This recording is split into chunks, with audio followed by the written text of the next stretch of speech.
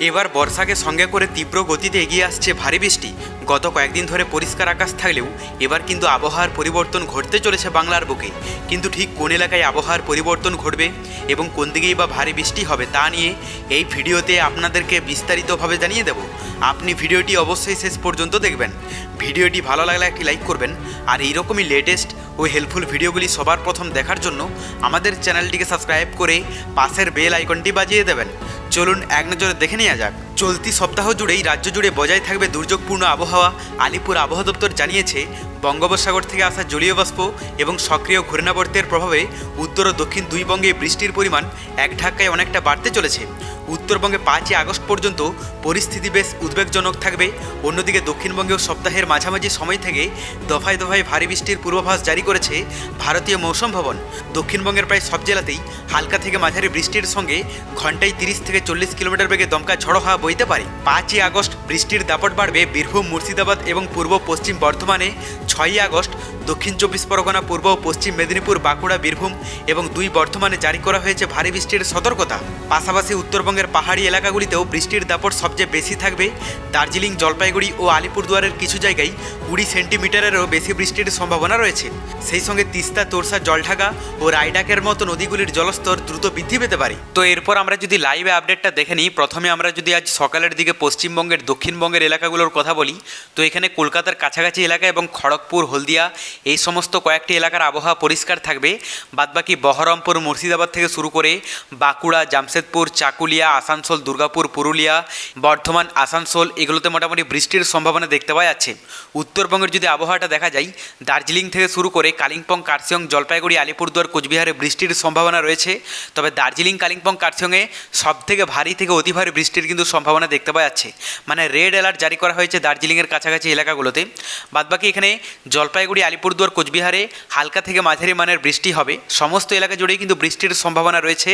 কোথাও সেরকমভাবে পরিষ্কার আবহাওয়া থাকবে না। কিন্তু বাংলাদেশের আবহাওয়াটা যদি দেখা যায়, তো এখানে সমুদ্র উপকূলবর্তী এলাকাগুলোতে সেই রকমভাবে ইফেক্ট পড়তে দেখতে পাওয়া যাচ্ছে না। মেঘলা আকাশ থাকবে এবং হালকা ফুলকা বৃষ্টি হতে পারে, ভারী বৃষ্টির সম্ভাবনা নেই। ভিতরের এলাকার মধ্যে যে সমস্ত এলাকাগুলোর আবহাওয়া পরিষ্কার থাকবে তার মধ্যে এখানে কুমিল্লা, নোয়াখালী, চাঁদপুর, মাদারীপুর, খুলনা এগুলোতে মোটামুটি পরিষ্কারই আবহাওয়া দেখতে পাওয়া যাচ্ছে। কিন্তু এখানে সিলেট থেকে শুরু করে সুনামগঞ্জ, জামালগঞ্জ, মৌলভীবাজার, কিশোরগঞ্জ, ময়মনসিংহ, জামালপুর, গাইবান্ধা, কুড়িগ্রাম, বগুড়া, দিনাজপুর, বালুরঘাট, সেই সঙ্গে পঞ্চগড়, ঠাকুরগাঁও, রংপুর এই সমস্ত এলাকাগুলোতে কিন্তু বৃষ্টির সম্ভাবনা রয়েছে। রাজশাহী, নাটোর, পাবনা, সিরাজগঞ্জ এই সমস্ত এলাকাগুলোও কিন্তু বৃষ্টি হবে। এরপর আমরা দুপুরের দিকে আবহাওয়াটা দেখে নেব। দক্ষিণবঙ্গের প্রায় প্রতিটি জেলাতে কিন্তু বৃষ্টি দেখতে পাওয়া যাচ্ছে দুপুর থেকে বিকেলের মধ্যেই। কোথাও সেই রকমভাবে পরিষ্কার আবহাওয়া থাকবে না। কলকাতা, হাওড়া, হুগলি, ভাটপাড়া এগুলোতে মোটামুটি বৃষ্টির সম্ভাবনা সবথেকে বেশি পরিমাণে থাকবে। বাদবাকি এলাকাগুলোতে হালকা থেকে মাঝারি মানের কিন্তু বৃষ্টি হবে। উত্তরবঙ্গের যদি আবহাওয়াটা দেখা যায়, তো এখানে দার্জিলিং থেকে শুরু করে কালিম্পং, কার্শিয়ং, জলপাইগুড়ি, আলিপুরদুয়ার, কোচবিহারেও বৃষ্টি দেখতে পাওয়া যাচ্ছে। আর বাংলাদেশের কথায় আমরা যদি চলে আসি, তো এখানে সকালের দিকটাতে সেরকমভাবে সমুদ্র উপকূলবর্তী এলাকাগুলোতে ইফেক্ট না থাকলেও দুপুর থেকে বিকেলের মধ্যে ভালোই কিন্তু ইফেক্ট পড়তে দেখতে পাওয়া যাচ্ছে।